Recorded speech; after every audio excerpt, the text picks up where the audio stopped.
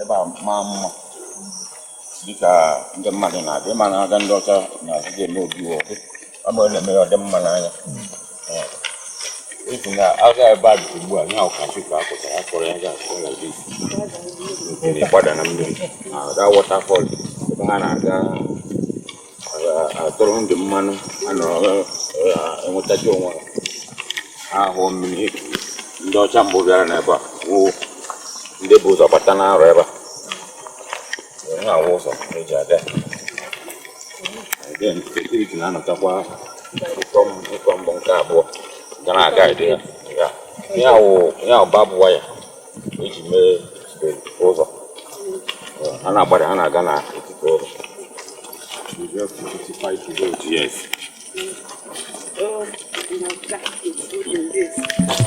Dark and lovely, art is beautiful. Culture is a statement, it defines our people. In my arts and crafts, we capture nations, alluring beauty, dark and lovely.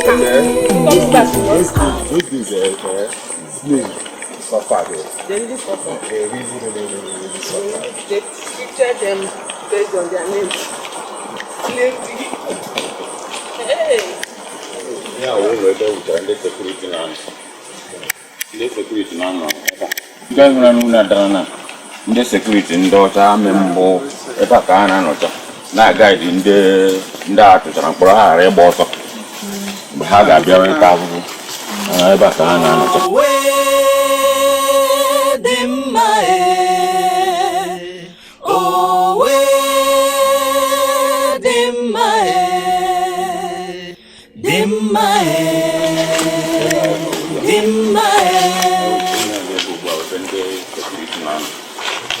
Happy in the Pipa. Only I guide in the Ndana Pobata. My Ndemeri don't want to actually with the hard level.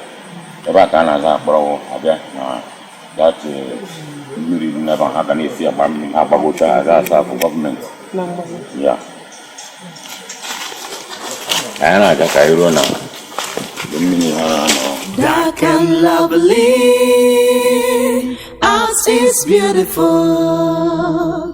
Culture is a statement, it defines our people. In my arts and crafts, we capture nations, alluring beauty, dark and lovely. Art is beautiful, dark and lovely.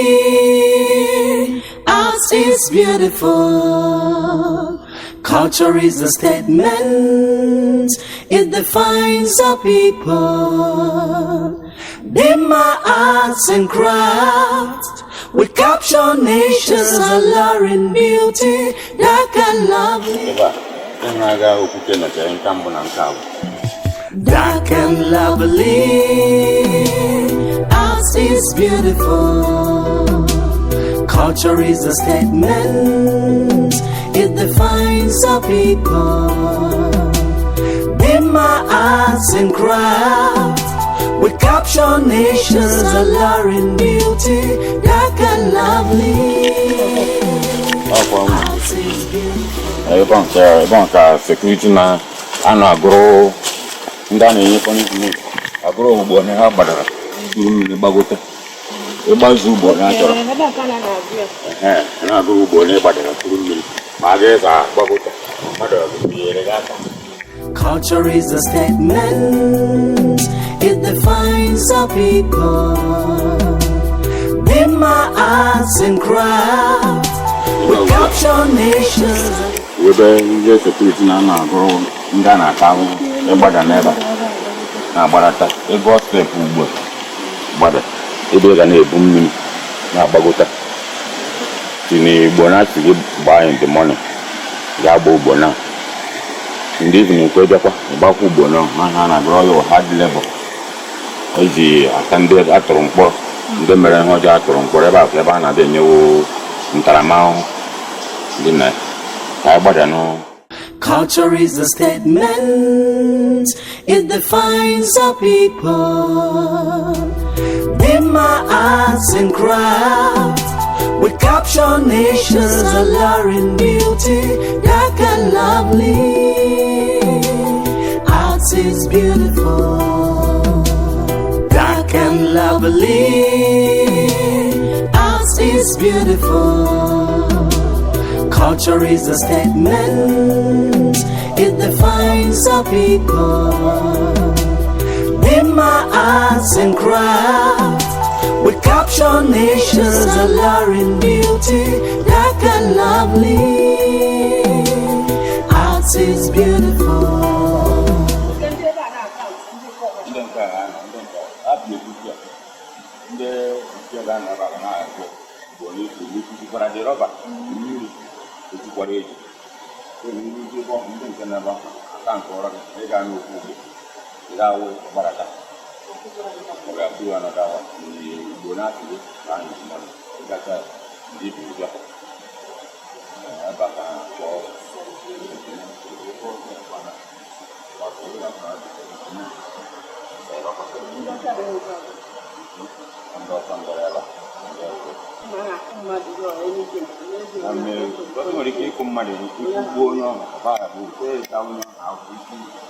Dark and lovely, arts is beautiful.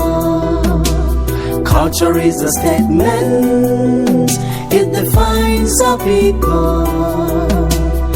In my arts and crafts, we capture nations, alluring beauty, dark and lovely.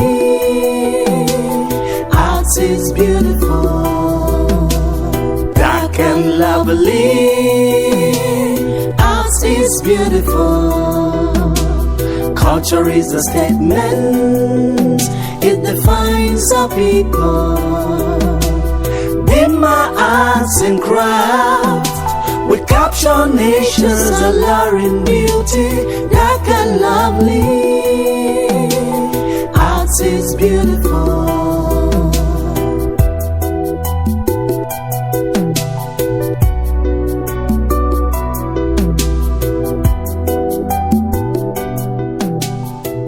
Eba ugbu a na-abai we be ndị security na-anọ during that time. Ị ga-ahụ otu ebe a dịcha na blọkụ ndị ahụ blọkụ ndị onwe ha na-akpọ eji aka esu ya. This mode a na-eme ugbu adịghị de aka ka a na-eji suo the block. Ile anya o sichara ike ijizi gị na ihe security ya rụsiri ike ime ebe a ka ha na-anọ na-awọchi ndị ha na-ata ahụhụ ihe ha na-eme ebe a ka ndị security na-anọ. Nke ụlọ ndị security mgbe ahụ. Ndị security ahụ na-awụ ndị ọcha ka ndị anyị. Ndị ọcha ndị bekee mbụ bịara na bịa chịa Nigeria ọnwụ. Ndị anyị ha arụ security mgbe ahụ. Mba ndị be anyị wụ ndị na-agara ha ozi. Ha nọ na-edu ihe ozi ha ma wụ ndị ma polisi o ma amị o ndị ọcha nwụcha den. So ụlọ nke ọzọ kwa ụlọ nke ọzọ ma nke dịkwa n'ebe ọrụ. Pila nke akọ. Ya wụ pila eji o nwere rọdụ dị ya bifọ kụrọtụrụ ebe a. Gakwa na pila nke ọdọ. O nwere pila dị ebe bete ọ daana. Ọ pila. Onwe mgbe eji emepe ka ha na-anapụ n'abalị ha mechie. Ha na-anọ ebe a steedi. Ya mere eji wucha nụrụ ha. Pila ahụ a na-akụrọs ebe. A na-akụrọs pila ahụ. Because ị na-agbarata ebe a. Rọdụ ndị na pila ahụ. Ọ bụrụ na ị daa che daba na mmiri ba de mmiri dị ukwuu de. Rọdụ ahụ ehe ogo. Ejide gị. Because ị nwere ike na-agbakọ ebe a anya njọ ahụ ekuo gị. Ọ bụ na onye ahụ erighị odu nri. Ịdanye na mmiri. Maazị, ke afọ a na-akpọ mmiri a? Mmiri a wụ mmiri a na-akpọ iyeke. Iyeke? Iyeke. Ọ mmiri a pụrụ o nwere ebe nke eke na-apụta na mgbada. Ebe eke na-apụta? Ihe ka mmanụ na-agwụ. Ebe nke eke na-apụta. Ebe a wụ from here ka ọ ga-agbada na mmiri iyeke. Ọkwa mmiri a pụrụ ibi n'ụkpabị ọ gafere ihu ya ị ga-akross mmiri a bifo ọ ga-abanye n'ojiji of Arochukwu. Okay, ị ga-akross mmiri a bifo ịbanye n'ojiji. Mmiri a sị agati by Cross River gaa Itu Calabar mmiri a ruchara that place. Ụlọ ndị a dịcha ebe a keke oke unu ndị a dịka nke a nọ ebe ugbu a ọ ebe ndị ọcha mbụ batara na Naịjirịa ebe a bịara chịa Naịjirịa ebe a ka ha nọ ihe awụ ụlọ ndị sekuriti ha na-anọcha bikọs onye ọbụla atụrụ mkpọrọ ọ na imere ihe ọjọọ akpụga gị si na atụọ gị mkpọrọ with hard labor ebe a ka a na-abịa ibe ma bịa nweta ntaramahụhụ gị onye ya ga na-esi ebe a na-agbarata na mmiri a na-agbara mmiri na-ebuga na ebe ndị isi nọ gọọmenti na prison ndị prison atụọ gị ị ga-abịa ebe a gbara mmiri ugbo onye gbara mmiri gbakọ steepụ ọ ya mere eji na-akpọ steepụ a 79 steepụ mgbe ibu mmiri gbakọ ya ndị sekuriti n'ebe a ga na-agụrụ gị ugbo onye bịara gbakọ ọ bụrụ na ike adịghị ebe ebe a na-enweta tritment ya akpụba gị ebe ọha kansụlọ nke ibu bidokwa n'isi onye mere n'ụlọ ndị a ịhụna mgbe ọ daịsa na bikọs ndị ọcha mere ala isi ya nakwa onye mere ji hapụzie ya ga so ebe a mgbe ebe ndị ọcha bịara mgbe izizi mgbe ha batara na Naịjirịa yes ebe a Arochukwu ebe a Arochukwu so ikuru mmiri ahụ na-asị na na-ekwu ugboro na nsị ikuru ugboro na abụ gbagbo nke ugboro na atọ na ikuzuho akpọchite gazi ebe a izuticha ike bidokwa n'ifushu kwukwo dị ugboro na nsị ahụ agwa gị so ha da akụ mmadụ ihe mgbe ahụ weta osisi n'ọhịa ka ha ji eme punishment ha ebe a ka ị ga-abịa nwere punishment gị bikọs ha nwere ike kụọ gị ihe akụgbuo gị so ya mere ọ naghị akụ mmadụ ihe data enye gị egwu si ngwa buru ma na-aga ndị sekuriti ji ekwu okwu ga-enwe ike na-ebu ya na-aga mgbe ị buchara tacha afụfụ ịlaruo nke unu ị ga-emekwa ihe ọzọ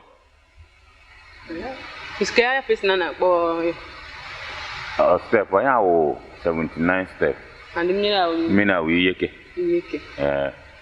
so na o nwere ebe eke na-apụta na mmiri na mgbada ị ga-agbada mmiri a na-ebu ya aga ebe ahụ a na-akpọ ihe ka ama na agwụ so iru ebe a nkịta na ya Afrịka so ebe a mma Afrịka o nwere taịm o ji apụta o nwere ha na-emekwara ndị ebe ọ na-emere ya ọpụta bete agaghị nọ n'ebe ugbo ọ bụrụgodị na ihu eke pụtara ebe ugbo onwedịghị ihe ọ na-eme gị so faras na anyị ndị nọ ebe a ọ pụta onweghị ihe ọ ga-eme gị so ndị obodo na-abịa kwukwe mmiri na ndị obodo a na-aṅụ mmiri aṅụ ya wee si mmiri a na-aṅụ aṅụ nwa aja na-achụkwa na mmiri onweghị maka na afọ o nwere ebe ya aga na ifu pụcha ihe eji achụcha aja na mmiri mana ebe a nweghị ebe a nweghị aja na-achụ ya nweghị aja na-achụ ebe that's why ndị ọcha ji bịa nọrọ ebe a ndị ọcha na-abịacha ebe ahụ mmiri a na-abịacha ebe a saa ahụ during that time enweghị ihe na-eme na-aṅụkwa dị mmiri mgbe ahụ na-aṅụ dị mmiri ka ha na-aṅụ kana mgbe ahụ ụmụ ihe ha nwachọpụtara n'ezi mmiri ihe dịka swan wọta ma pịa wọta dịnago mgbe ọ dị nke ndị nwere ma nke o ji zaa ebe ọrịa nọtara onye nke a ga-aṅụga dị n'ịgba Naịjirịa ruo mgbe ha pụrụ ọ dị n'anya mgbe ahụ ọ mmiri ka ha na-aṅụ ha nwachọpụtara n'ezi mmiri ha na-aṅụ ya onye ahụ na-aya bịa ṅụọ mmiri ọ na-agwọ ọya ọ na that Obollo-Afor ọ bụrụ na ahụ na-arịa gị jee bịa ebe nsa ahụ ị nwere n'onwe gị ọ baghị uru isi ga-asụwa mkpụrụ ọgwụ ṅụọ ịsa ha na-ahụ ebe ghọọ mmiri asị ajụ oge oyi ịpụta ihe na-emega na ọ dịka ihe ọgwụ beta oge ihe ọgwụ na Chineke ji gọzie ndị obodo a Arochukwu ebe a na ya na-akpọ ya oge ebe anyị na ugbu a 79 step enwe Obollo-Afor na mgbada ya nwee ebe a na-akpọ Chukwu na Obollo-Afor of Arochukwu ị gafezi ebe ahụ ịgbadawa ihe eke ama na agwụ osokwa line na ịdịsọ mmiri onu ala ijichara to that place ụzọ kesi aga ha ncha ụzọ ịpụọ n'ihe ibe ọrịa na ị ga-ahụ ụzọ eji aga Obollo-Afor ịnọkwa ebe a izikwa gị ụzọ eji aga Obollo-Afor of Arochukwu ọpịpịa ha na-enye ndị ahụ mgbe ahụ ha ji ekwu mmiri abụọ ka na-eme ya ntị kịta ọ naghị emezikwa ezi beti ịmara na ndị ọcha ya wụ ụzọ ndị ọcha ji na-ata ha ahụ oge ahụ beti oge ugbu a wụ ma ndị Igbo ma ndị ihe niile na ụmụnne ụdị afụfụ a na-atazi ugbu a wụ isi ha ga-gbuo nkụ n'ime ọhịa buru buta na onye nọga na prison ruo taịm o kwesịrị ịla na oge ya eruwa na mkpọrọ atụrụ ya eruwa na erilizi wa bịa na-akpa nkụ na-ebute eji esiri iwo ndị ebe a Our man king step, and again, you punishment in step or onye chọrọ bịa nye. onye nụcha ọbịa nye mere exercise dịkwa ugbu a. Ebe na ugbu a mgbe kọmputa juru ebe niile, ị nwere ike ebe a na-eme exercise gị na-etinye onwe gị na kọmputa battery. Ndị mkpọrọ ndị a na-atụ mkpọrọ mgbọ nka na-abịa ebe a abịa egbu nkụ. Aga na prison aga edewe jesiri ndị prisoners nri. Ha nwere ike hapụ no security meso aga because oge wee zuwana. Ị na-agba ọsọ ọ na-adịriwo ndị ejide gị adọbụlụkwa mkpọrọ gị. Ọpụta na onye anyị mgbe anyị na-agbadata. Ma bụ dịka mgbe anyị nọ na-abịa ị ga-ahụ onye bụ nkụ onye nwe prisoner kwe hụrụ naanị ya so ọ ga na-agbuo nkụ na-ebukọrọ n'elu ka ndị ejesiri ya ndị naanị ya nwere ike ịbata ebe abịa gbuo nkụ bupụta ha nwa na difuri na-aga arụ ọrụ onweghị onye na-apịawa onye onweghị sekuriti na-eduwa aga onye nke anyị hụrụ mgbe nkụ ka ọ gara gbuo na-ebugokwa n'elu. Ebe ahụ prison ahụ dị o tere aka? O techeghị aka beti ịsa ebe a ruo ya ọ ga-eru ihe dị ka 3 miles from here. Ebe ị ga-apụ main road cross. Onwe ebe a na-atụrụ ha aka ị ga-egbu nke ahụ ka ebe ọbụla ịchọ bute nkụ? Dịka aga ime ebe a dị na a ga-adara etu obiawa ahịa bịa gbuo nkụ. Ebe onye na-gburu nkụ n'okporo ụzọ ọ na-agbasara gị bete ebe a ka ị ga-abịa igbuta nkụ gị chọrọ ọsịsọ laghachikwa. Mana nkụ si ebe a na amanọ ebe a ka o si. Na a butekwa erute a ga-asị gị ịzụrụ nkụ azụ ị ga-azụ na ya azụ ị ga-abịa gbuo gị nkụ n'ime ọhịa ebe a buru ya pụta. Ị nwere ike paakị ya na ebe ọrụ ndị ọzọ o nwere ndị nke a na-ebupụta ndị ọzọ na-eburu na-alakwa na ihe ama prison yard. Okay, viewers, we are not done yet. We are about leaving 79 steps to another location. So Mazi will be taking us to another location now for more sight and more seeing. So I got a also. That will not follow.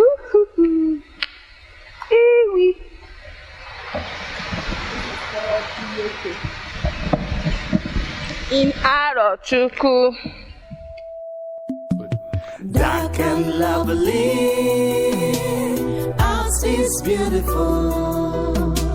Culture is a statement, it defines our people. In my arts and craft, we capture nations, alluring beauty. Dark and lovely,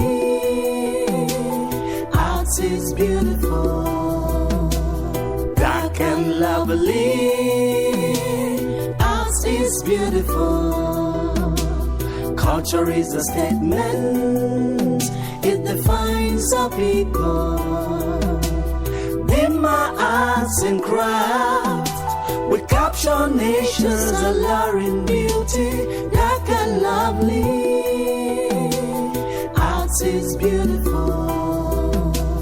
Dark and lovely, ours is beautiful. Culture is a statement, it defines our people. In my arts and craft, we capture nations, alluring beauty. Dark and lovely, ours is beautiful.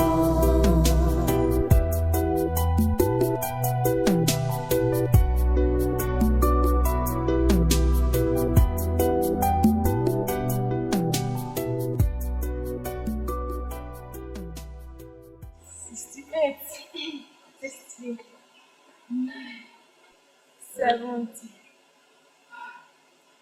71, 72, 73, 74, 75, 76, 77, 78, 79. This is so funny. I can't imagine myself climbing down. 79 steps. 79 steps. Wow. As you can see, it's actually 79 steps. I counted it myself and it's exactly 79. This is why they call it 79 steps at Arochukwu, the ancient kingdom. I'm happy I witnessed this myself, and I'm happy. I'm happy to visit here today. So I've been to a lot of places that I see different things, but this one caught my heart. This is wonderful. I'm happy to be here. I can't wait to bring more people to visit here and experience this lovely environment and all that. Don't say that maybe I didn't show you the 79 step here. Come and experience it. Count it. It's not easy coming down from there to here. I was breathing wow. Thank you. Let's go to show you more Mazi. Let's take them to show them more things there.